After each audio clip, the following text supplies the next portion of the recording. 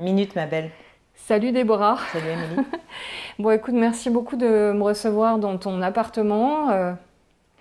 On est dans le 20e, mais on dira pas l'adresse. Non, c'est gentil. Alors Déborah, je t'ai vue dans un super spectacle qui s'appelle... The Normal Heart. Voilà, The Normal Heart. Donc très jolie pièce de théâtre qui est jouée actuellement au théâtre de... Au théâtre La Bruyère, Voilà. dans le 9e arrondissement. De quoi parle cette pièce que j'ai vue, hein? Mais je préfère que ce soit toi qui le dise. Exactement. C'est une pièce écrite par Larry Kramer. Ouais. Larry Kramer étant un des fondateurs d'ACT UP à New York dans les années 80. Larry Kramer a écrit cette pièce en 85 quand il a commencé à voir tous ses amis homosexuels mourir d'une étrange maladie. Et il s'est rendu compte que personne ne prenait en compte cette épidémie, ce virus, ni Reagan, donc le président américain de l'époque, ni le New York Times, ni le maire de New York. Et il a été une sorte de lanceur d'alerte. Il a essayé de mobiliser la communauté gay et la politique autour de lui et les médias pour essayer qu'on s'occupe de ce virus, de cette épidémie, qu'on essaie de trouver des solutions alors que tout le monde fermait les yeux. Et donc voilà, c'est l'histoire de cet homme. Il y a une histoire d'amour, il y a une histoire d'engagement, de militantisme, de colère, mais surtout beaucoup d'amour dans cette histoire qui se passe à New York dans les années, entre 83 et 85. On n'avait pas mis le nom de sida encore sur le virus, on ne savait pas du tout ce que c'était. D'accord. Donc c'est vraiment le début de l'épidémie. Ok, parfait. Bon, alors écoute Déborah, je vais passer un peu d'un sujet beaucoup plus léger. Le sida à mon sac. Exactement. Bon, alors c'est ce qu'on appelle passer du coq à l'âne, à peu près. Hein. Tu aimes les expressions comme ça? Oui. Quand elles sont appropriées, quand elles tombent à pic, oui. Elles tombent à pic. Elles tombent à pic, celle-là. Non, parce que je suis très attirée par ce sac et je suis très attirée par la légèreté aussi actuellement. Je dois l'avouer, je le confesse, dans ce climat quand même particulièrement anxiogène. Je me rattache beaucoup à la futilité et à la légèreté. Qu'en est-il de toi, chère Déborah? Je pense que c'est un peu comme tout le monde, c'est cyclique. Donc il y a des moments en fait où c'est tellement lourd que c'est compliqué à gérer. Puis je pense qu'au bout d'un moment, le cerveau déconnecte et puis on se rattache à des choses essentielles aussi, qui est les amis, la famille, sa santé, des choses comme ça. Donc effectivement, ce qu'il y a dans mon sac, c'est pas forcément très important, mais bon, ça permet de passer un petit moment léger. Alors voilà. Alors déjà, merci de te prêter à cette aventure. Oui, c'est vraiment une aventure. Est-ce que tu peux me dire déjà quel est ce sac? Eh ben, c'est un sac un peu vintage, je dirais, parce que c'est un des sacs de ma mère que je lui ai piqué. Voilà, tout simplement. Ouais. Je ne lui ai même pas demandé son avis. C'est un Givenchy, je ne sais même pas comment elle l'a eu, mais je l'ai toujours vu sur elle, avec elle, et donc... à un moment donné, je lui ai dit, je le prends. Il est super sympa, en tout cas. Et elle est super sympa parce qu'elle m'a dit, prends-le. T'es proche de ta maman? Ouais. Ouais, ok. Ouais, très proche. Vous êtes très famille. Je sais que vous avez écrit un livre, en fait, ensemble. Oui, on est famille parce que elle m'a eu très jeune et on a été très proches très longtemps. Et puis, effectivement, on a écrit un livre sur notre grand-père parce que mon grand-père étant Philippe Noiret... elle était sa fille unique, et donc on était une sorte de petit clan, un peu tous les quatre. Ma grand-mère, Monique Chomette, mon grand-père, Philippe, et ma mère et moi. Ils ont été très proches, ils ont été là, en tout cas au moment de... ils ont été là quand j'ai grandi, pour l'aider, parce qu'elle était tout le temps sur les plateaux. D'accord. Elle était première assistante. Ok. Et donc voilà, donc on a grandi un peu ensemble, parce qu'elle m'a eu vers 24 ans, et donc j'ai l'impression elle est devenue femme, en même temps que je suis devenue petite fille. Enfin voilà, on a grandi... et évoluer ensemble. Ah oui, elle était jeune quand elle t'a eu. Ouais. D'accord. Toi aussi, t'es maman? Eh oui. Eh oui, moi aussi. T'as été maman jeune aussi? Oui, un peu avant 30 ans, vers 28-29 ans, oui. D'accord. T'as une petite fille, hein, c'est ça? Petite fille, ouais. D'accord. Très bien. Et donc du coup, tu peux me parler de ce livre que vous avez écrit avec ta maman? Oui, oui. Ouais, ça s'appelait comment? C'était Philippe Noiret de père en fille. D'accord. Et on l'a écrit très peu de temps après sa mort. maman voulait vraiment cristalliser, en tout cas, les souvenirs qu'on avait avec lui, parce qu'on sait qu'avec le temps, ça disparaît. Oui. Et comme c'était un homme assez charismatique et assez fort en anecdotes lui aussi, lui a écrit sa biographie, Mémoire cavalière, qui est un très beau livre que je vous conseille d'ailleurs, en tant que des gens du métier d'ailleurs, pour apprendre aussi son parcours, pour voir son parcours en tant qu'acteur, mais aussi en tant qu'homme. Oui. Et voilà, et nous on a voulu juste cristalliser les souvenirs qu'on avait en tant que fille et petite fille, pour garder tout ça en tête et puis le mettre sur papier et le transmettre aux générations peut-être futures. Et moi, je résiste pas à te poser la question, en fait. Quel rapport tu avais avec ton grand-père, Philippe Noiret? Est-ce que tu as des anecdotes à nous donner, des petites... Oui, je l'ai connu jusqu'à mes 22 ans. Je pense que il n'y a pas de surprise, il était vraiment à l'image... c'était un grand-père... je pense à l'image de l'homme qu'il était publiquement aux yeux du monde. J'ai l'impression que quand il est mort, j'étais assez jeune, donc il y a plein de gens qui m'ont dit, plein d'amis qui m'ont dit, j'ai l'impression d'avoir perdu mon grand-père aussi. Il a fait partie de la vie des gens, en fait, comme même limite plus que moi. C'était un homme tellement doux, tellement humble, tellement élégant et vraiment aimant, quoi. C'était quelqu'un de très aimant. Et qu'est-ce que j'aurais comme anecdote? Enfin, lisez le livre, j'en ai plein. Non, je sais pas, j'en ai plein. Nos balades en vélo au Touquet, où on allait prendre des jus de tomates tous les deux. Ou quand j'allais voir sur les plateaux, son rapport à toute l'équipe. Ça m'a aussi aidé aussi à avoir un rapport assez particulier avec les équipes de cinéma, où vraiment, en fait, il avait du respect pour tout le monde. Et il était évidemment, c'était une grande star, c'était un homme important. Donc, il avait des privilèges qui étaient associés à son statut, mais jamais de caprice. Toujours quelqu'un d'aimable et qui laissait ses humeurs de côté et qui était... c'est vraiment un artisan qui venait sur le plateau et qui aimait ça, qui restait sur le plateau alors qu'il n'avait rien à y faire quand il avait terminé ses scènes. Quelqu'un qui aimait vraiment ça. Et donc, du coup, je pense qu'il m'a transmis ça, en tout cas. D'accord. C'est génial, je trouve, d'être à cette hauteur-là et de respecter autant les gens et d'avoir autant cette conscience de l'humain, en fait. Je pense que c'est lié à cette génération-là. Hein. Parce que je pense qu'un Rochefort, un Marielle, ouais. Un Belmondo, c'est la même chose, en vrai. Je pense vraiment que c'est lié à ça, à cette époque-là. D'accord. Et puis aussi avec l'entourage aussi. Je pense que les stars d'aujourd'hui, les jeunes, ne sont pas forcément peut-être aussi bien entourés, ou en tout cas, peut-être que tout le milieu autour est différent que c'était à cette époque-là. Donc il y a aussi peut-être quelque chose qui fait qu'on est peut-être un peu plus infantilisé maintenant. Il y avait une grande fraternité, c'est vrai, entre ses collègues, Marielle. On sentait qu'ils étaient proches quand même. Ah bah oui, bien sûr. Ah non, Rochefort. Rochefort, Marielle, mon grand-père. En tout cas, c'était le trio. Ouais. Oui, ils se sont tous aimés, ils s'aimaient tous énormément. Il y avait beaucoup de respect. Ils ont commencé tous au théâtre un peu ensemble. Ils ont grandi tous ensemble. Donc, ils ont évolué ensemble. D'accord. Et est-ce que ça venait aussi de son éducation, le fait qu'il soit respectueux comme ça des gens qui l'entouraient, oui, aussi aimant il avait... Oui, je pense. Par rapport à son histoire, peut-être, je sais pas, ses grands-pères, ses parents étaient... Oui, bien d'un milieu un petit peu bourgeois. Oui, c'est une question d'éducation, mais c'est une question de... Je sais pas, je vous dis, d'époque. Ce que je veux dire, c'est que ça pouvait aussi venir parfois quand on a comme ça cette conscience des autres et d'être aimant, ça vient aussi d'une blessure en fait. Mais là, c'est pas le cas apparemment. Non, c'était pas un homme brisé, pas un homme blessé. Non, c'était un homme totalement... Bien dans ses basques. Ouais.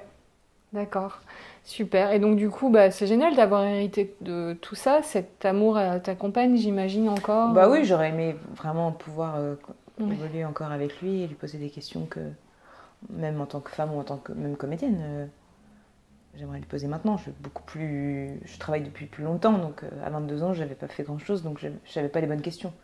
Donc je suis un peu triste de ça, mais bon, c'est pas grave, il est là encore. D'accord. Merci de me répondre avec autant de transparence. En fait, c'est vrai que tu abordes ce sujet, il n'y a pas de barrière, quoi. Non, bah, en même temps, il n'y en a pas parce que il y a tellement pas de... tout est assez beau là-dedans. Donc, Ouais, c'est vrai. Alors, qu'est-ce que contient ce sac? Quel secret contient ce sac? Par quoi je commence? Je sais pas par quoi je commence. Je commence par les sous. par la base, quoi. Ouais. Le portefeuille. Cassé, Balenciaga de ma sœur, qu'elle Ouais. m'a offert gentiment parce qu'elle travaillait chez Balenciaga. Avec plein de trucs dedans, des cartes, des photos. Quel est l'objet dans ce portefeuille dont tu ne pourrais pas te séparer? Ma carte bleue. La carte bleue? Tu es dépensière, Déborah? Ouais, enfin, j'ai l'impression on peut plus rien faire sans carte bleue maintenant. Est-ce que tu as l'appli sur ton iPhone où tu peux acheter avec... Pas encore, ça ne serait tardé. T'as l'impression de jouer à des jeux quand t'as ça entre les mains. On dépense pas vraiment d'argent. Alors, voilà, plein de photos de ma fille, enfant. Qu'est-ce que t'aimes dépenser le plus? T'es dépensière sur quoi, en fait? Sur... Oh, je sais les restos, les fringues, beaucoup de les pharmacies. voyages. Beaucoup de pharmacies. Ah ouais? Vraiment, c'est ma passion. C'est vraiment la parapharmacie. Ah ouais? Ouais. Il y a toujours un truc, je sais pas pourquoi. C'est vraiment les commerçants que je connais le mieux dans le quartier, Ah oui? c'est les pharmaciens. Okay. Bah oui, des trucs des huiles essentielles, des nouveaux trucs pour des dormir. crèmes. Ouais, ou des crèmes, ouais, j'aime beaucoup. Après, je me suis calmée sur les fringues. Ouais. Beaucoup. Je vais beaucoup plus même sur des Vinted, des applis comme ça pour essayer de trouver pour renouveler, quoi. Pour essayer de... Bon, après, je craque comme tout le monde un peu chez Zara et tout, mais moins qu'avant. Non, sur des bons restos, acheter, je sais pas, des produits frais du quartier qui sont un peu chers, donc du coup, c'est quand même une petite dépense. Et il est sympa ce quartier, là, le quartier du 20e. Ouais. T'es bien ici? Bah oui, on est arrivé il y a quelques années, il y a 6-7 ans. Ouais. Ça s'est pas mal gentrifié, donc qui dit gentrification dit commerce sympa. Ouais. Des petits commerçants. Des petites boutiques, des petits bijoux là. Ouais, c'est plus sur vraiment la bouffe en fait que c'est. Il y a des boulangeries de dingue là vers Jourdain. Et des boulangeries toutes les 5 tous mètres. les 20 mètres. Ça, je vois que des boulangeries. Des boulangeries, des pharmacies.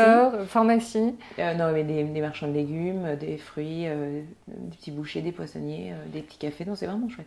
Et qu'est-ce que tu nous recommandes un peu comme petites adresses sympas dans le quartier du 20e vers Belleville, tout ça?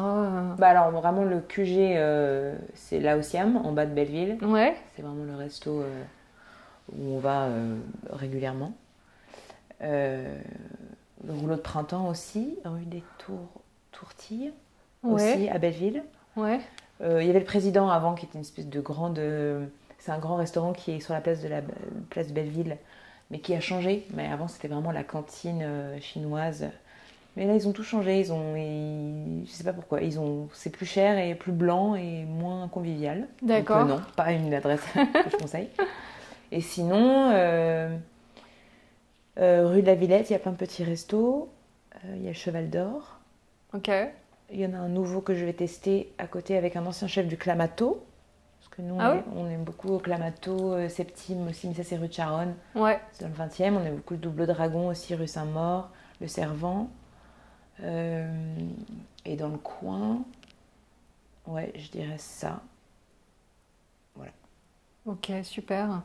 Alors, qu'est-ce que tu as d'autre dans ton sac? On allait presque oublier cette histoire de sac, mon Dieu. Presque oublié. Alors, attendez, oui. Ouais. Alors ça, trousse de maquillage. Ouais. Comme je joue le soir au théâtre et que des fois je fais plein de trucs la journée et que j'ai pas le temps de repasser à la maison, je l'ai toujours avec moi. D'accord. Un peu lourde, mais bon, c'est pas grave. Donc voilà, avec plein de trucs dedans. Super. Qu'est-ce que tu as dedans? Alors, qu'est-ce que je fais? C'est pas non plus, c'est pas la folie, hein. Ouais. Bon. Tu me disais que tu étais la moins girly de tes copines. Non, j'ai des copines moins girly que moi, mais en tout cas là sur cette pièce, je suis la seule fille, donc du coup, il n'y a pas forcément. C'est sûr. Donc qu'est-ce qu'il y a? Bon, alors la base, la touche éclat de Saint-Laurent, hein, c'est vraiment, je pense que je peux rien faire sans. Ouais. Parce que voilà.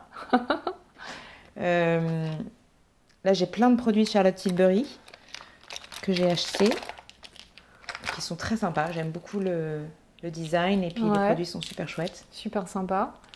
Ça s'appelle comment, tu me dis? Charlotte Tilbury. Ok, tu peux me les mettre Oui, bien sûr. Comme ça, je les regarde un peu.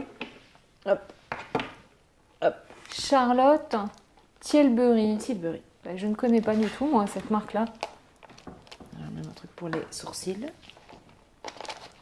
Après, on a la bonne petite poudre MAC, la base. Ouais.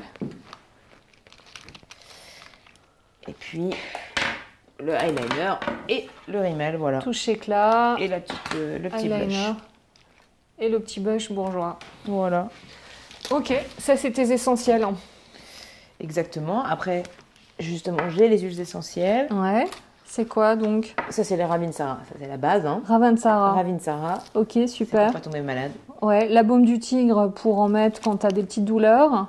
Exactement, mal à la tête, douleur musculaire. C'est pas mal pour la nuque, les tempes, je veux dire, quand on a mal à la tête. Mettre un petit peu, voilà. C'est ça. Donc voilà. Après, super. D'autres petits trucs. Tu me disais ta pochette, on te l'avait offerte, c'est ça? Oui. Et la marque, c'était, tu m'avais dit. Je me souviens pas par cœur. C'est Louise Micha. Louise Micha. Oui. Ok. On me demande souvent en fait là les. Oui, elle est très sympa. Très sympa. Cool. Voilà. Qu'est-ce que tu as d'autre dans ton sac? Alors, j'ai mon gros livre de Nicolas Mathieu. Ouais. Le Connemara. C'est le nouveau. Sympa. Je suis en train de le commencer, mais je suis une grande fan de cet auteur. Donc du coup, j'ai hâte de le finir. Enfin, j'ai hâte de le lire, parce que là, vraiment, c'est tout le début. D'accord. Trop bien. Ouais. C'était le prix Goncourt il y a quelques années. Ouais, t'aimes bien cet auteur. Ouais. Pourquoi? Vraiment, leurs enfants après eux, je sais pas, je l'ai dévoré, j'étais totalement absorbée par cette histoire. Et après, du coup, j'ai lu les autres, Aux animaux la guerre, les nouvelles qu'il a sorties il y a pas longtemps, et celui-là. Je sais pas, c'est un auteur qui me touche. Il a une poésie, mais en même temps, c'est assez dur aussi. Voilà. Mais je pense que je suis pas la seule, hein, parce que Nicolas Mathieu, il a un gros fan club. Ok. Qu'est-ce qu'il y a d'autre dans ton sac? Le portable. Ouais. Ah oui, avec le cordon. Ombilical. Petit cordon ombilical. Oui, parce que vraiment, le téléphone, c'est l'extension de moi-même. Hein. C'est ça. Alors raconte-moi pourquoi ce cordon incroyable. Mais je sais pas. Oui, il fait 1 mètre. Mais déjà, je trouvais que c'était un peu un accessoire un peu. Je trouve que c'est joli, en fait, en vrai. Ça fait collier. Ça fait un peu collier. Puis ça surtout, fait sac. On met comme ça. Ah oui, c'est ton sac un peu. Et puis surtout, j'avais peur de me le faire chourer dans le métro. Toujours avoir ma main dans le sac ou dans la poche. Mais tu me disais que tu circulais Et aussi en City Scoop. Ouais, et aussi... Ah oui, en City Scoot aussi, oui. Non, mais je prends des City Scoot. Bah oui, c'est hyper pratique parce que du coup, quand on a un City Scoot, on le met comme ça. Et puis comme il faut faire des codes et tout pour prendre le City Scoot, on est comme ça. Ok. Puis si le téléphone sonne, on regarde juste comme ça. Mais au moins, on n'a pas à aller chercher dans la poche. D'accord. C'est hyper pratique. Super bien. Qu'y a-t-il d'autre dans ton sac? Et qu'est-ce que tu fais avec ce téléphone? J'ai oublié de te poser la question. Mais qu'est-ce qu'on fait tous avec nos téléphones? Je sais pas. Il y a des gens qui font des choses différentes. Oui, c'est vrai. Ouais. Non, et moi, qu'est-ce que je fais? Je téléphone beaucoup déjà, à la base. Je téléphone beaucoup, je parle beaucoup, j'envoie des textos, et puis je suis beaucoup sur les réseaux sociaux, quoi. Beaucoup trop, d'ailleurs. Faudrait que j'arrête un peu, comme tout le monde. Bien sûr. Mais non, mais ça m'intéresse de voir ce que font les potes. L'actualité aussi pas mal sur Instagram en ce moment. Ok. Avec les brutes, tout ça, c'est pas mal de suivre ce qui se passe aussi avec eux. Et tu écoutes la musique? Et de la musique. Tu me disais tu Shazam les morceaux, puis après tu mets Shuffle sur Spotify. Exactement, vous voyez, maintenant tu as le... Oui, c'est bon, là j'ai capté le truc. Ouais. Finalement, je faisais la même chose sans m'en rendre compte. Ouais, mais maintenant tu connais les termes techniques. C'est ça. Je suis branchée. Ouais. Bah oui, voilà, c'est ce que... Et de la musique tout le temps.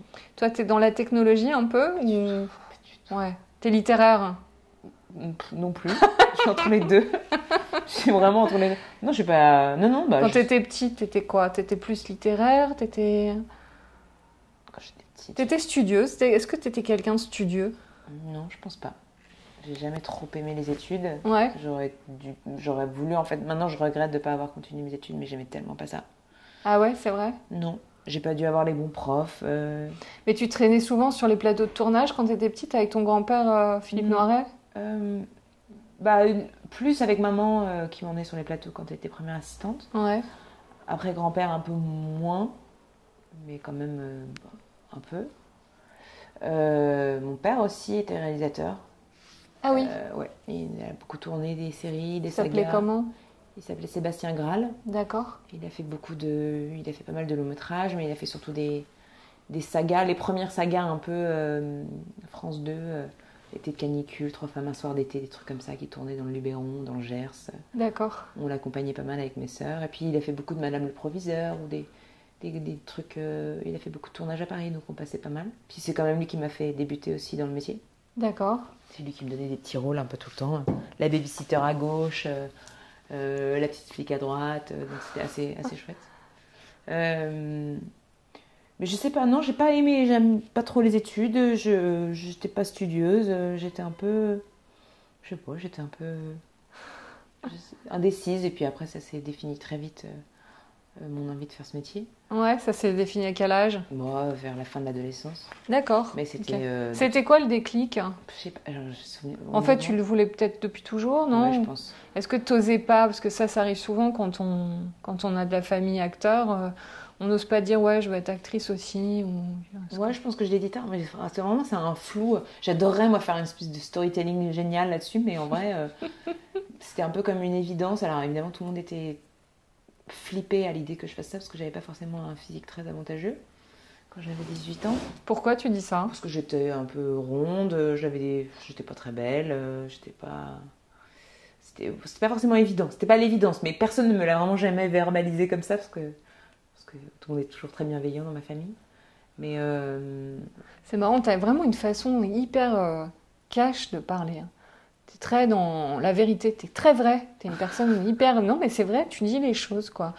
Comme tu les ressens, tu les... Oui, parce que j'ai du recul sur mes 18 ans. Je pense qu'à l'époque, j'aurais pas dit ça du tout. Hein. Mais bon, c'est vrai. Après, je pense que c'est plus facile maintenant de commencer ce métier avec un physique particulier. Parce qu'on est beaucoup plus tolérant et je trouve que c'est beaucoup plus facile et beaucoup plus diversifié qu'à l'époque où j'ai commencé. Moi, à l'époque où j'ai commencé, c'était Mélanie Laurent, Mélanie Thierry, Ouais. toutes les Mélanie, toutes les filles hyper jolies et je rentrais pas dans le moule, donc ça a été un peu dur. J'étais confrontée beaucoup de fois à des castings, ils me disaient faut que tu perdes du poids. En même temps, il y a peut-être plus de rôles. Hein. Tu vois, Marie-Lou Berry, par exemple, elle était un peu ronde. Eh ben, on a commencé quasi au même moment et elle a super bien marché, mais on n'avait pas beaucoup de Marie-Lou Berry en vrai. Non. Il n'y a que Marie-Lou Berry à l'époque. C'est ça. Bah Maintenant, il y en a plein. Comme quoi, tu as plus de rôles peut-être. Enfin, maintenant, elle a perdu beaucoup de poids, puis elle a repris après. Oui, mais maintenant, on écrit des rôles pour des filles qui sont différentes. Enfin, différentes. En tout cas, qui n'ont pas un physique classique, quoi. Ouais.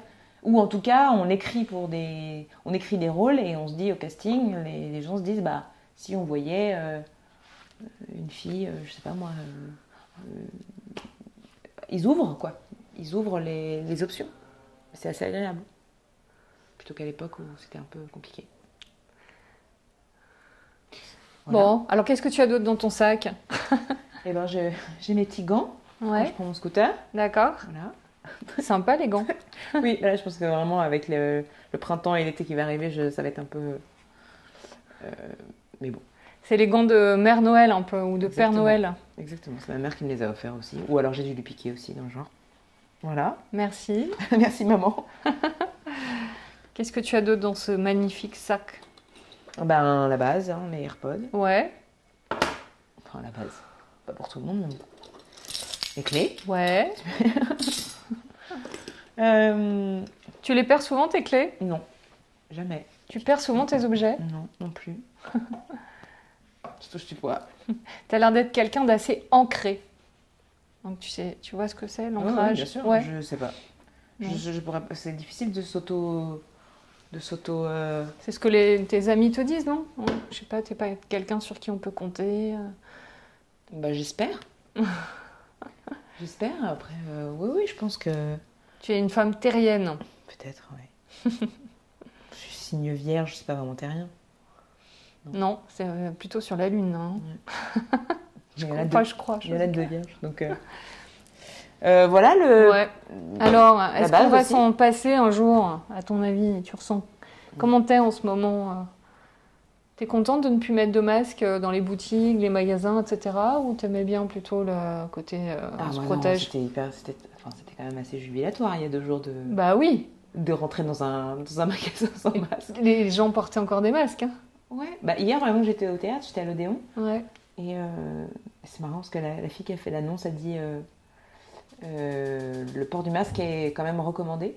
Ah. Et vraiment, j'étais sur le premier balcon et j'ai regardé vraiment toute la salle. Il y devait y avoir une personne, d'ailleurs c'est ma voisine, qui portait un masque.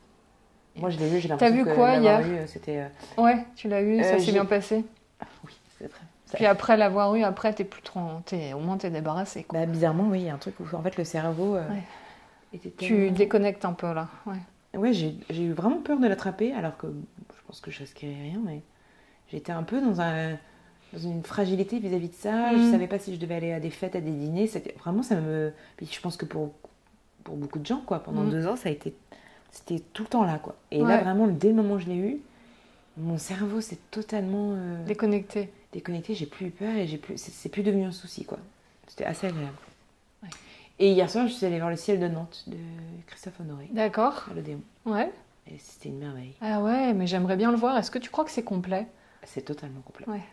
Mais je pense que si tu vas un petit peu à l'improviste, si vous y allez au dernier moment, je pense qu'il y aura des places parce qu'il y avait des places.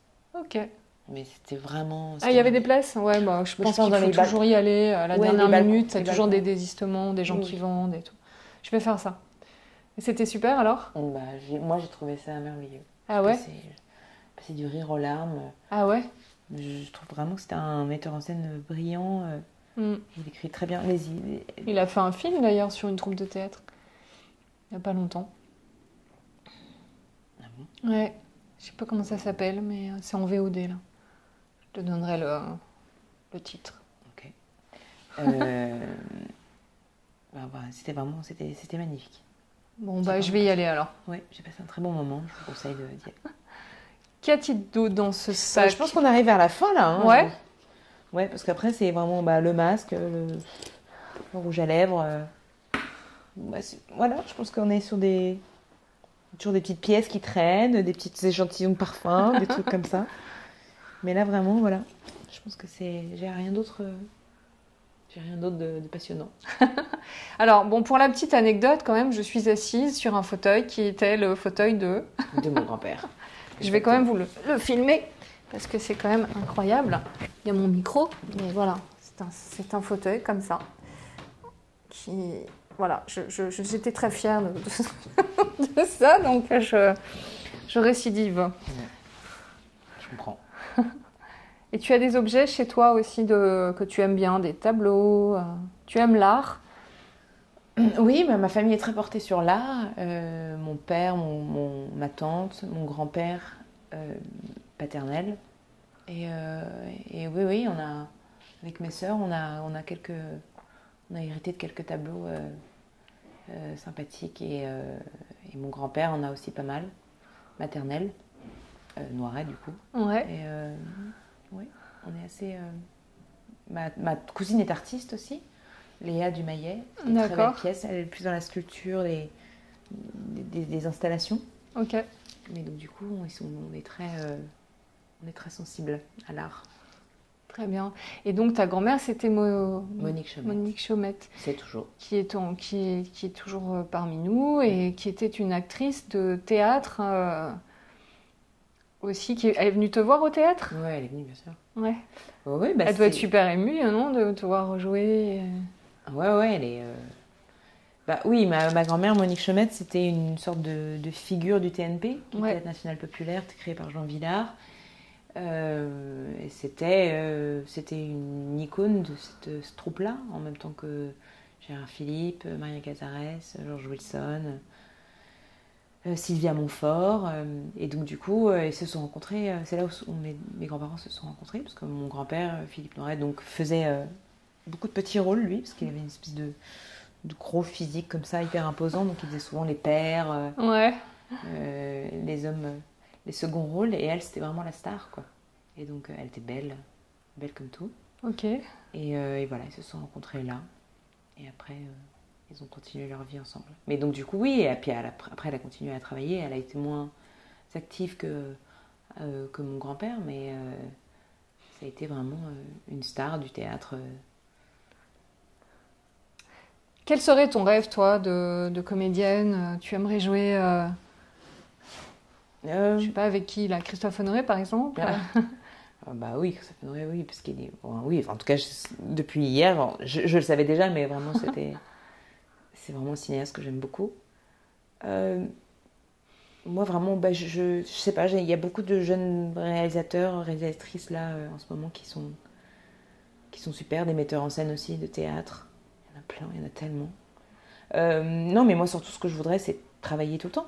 Ouais. C'est pas forcément avoir un moment de gloire énorme, c'est juste pouvoir avoir l'opportunité de traverser plein d'univers et de continuer tout le temps, en fait. C'est ce qui est dur dans ce métier, c'est justement ces moments de vide, des moments d'euphorie, enfin voilà, c'est juste ça. Donc la constance, en vrai, c'est mon rêve le plus cher. Ouais. Et t'aimes bien partir en tournée, le truc de troupe, d'équipe. Ouais, bien sûr. Bah là, t'es bien là-dedans en fait, bah en tout avec cas, les autres quoi. Les derniers projets que j'ai faits, c'est toujours des projets assez excitants avec des gens que j'aime beaucoup. D'accord. Et donc là, oui, si on fait une tournée Normal Art, ça serait sympathique parce que c'est une chouette bande. Okay. Et puis surtout, on génère beaucoup d'émotions avec cette pièce.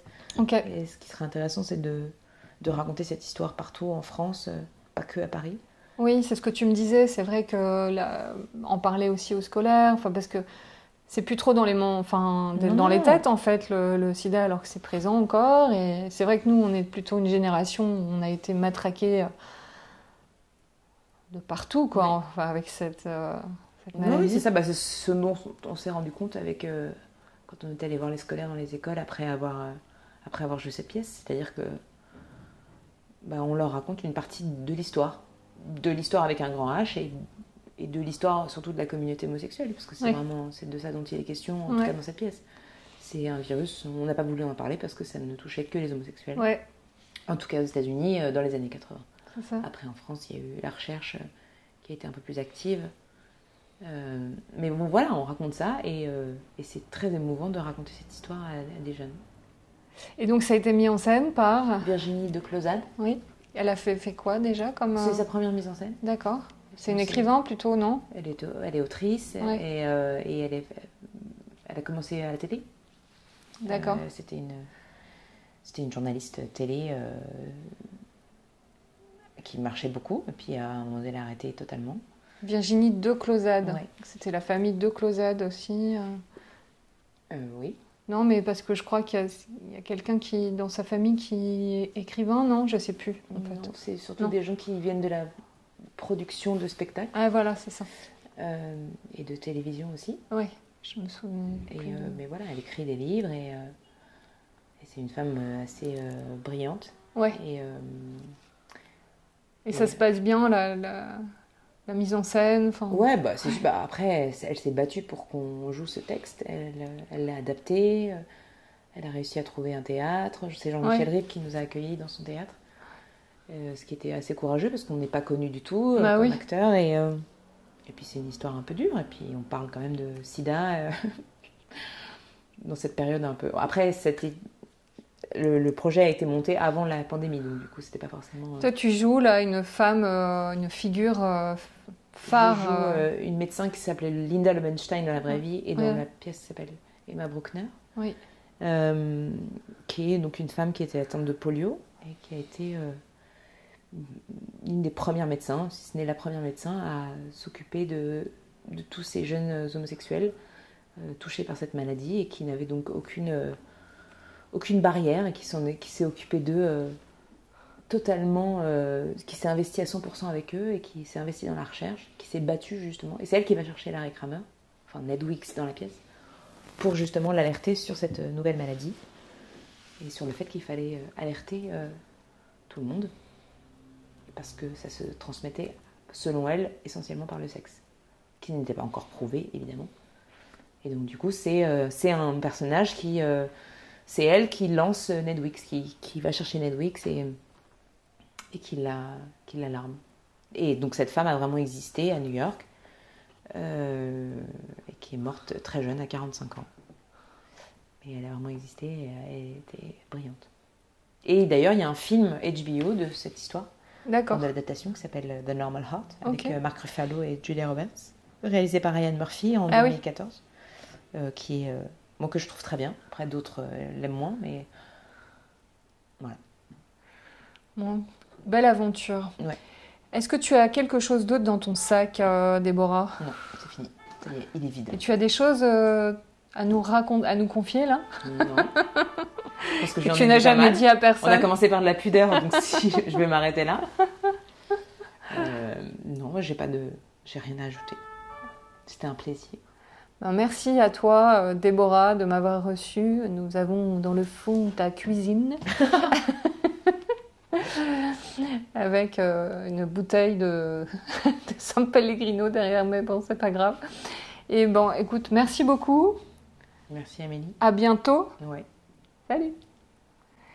Et pendant que j'y pense, on peut faire un truc genre, je vais prendre une photo, ce qu'il y a j'ai pas fait, et si on pouvait faire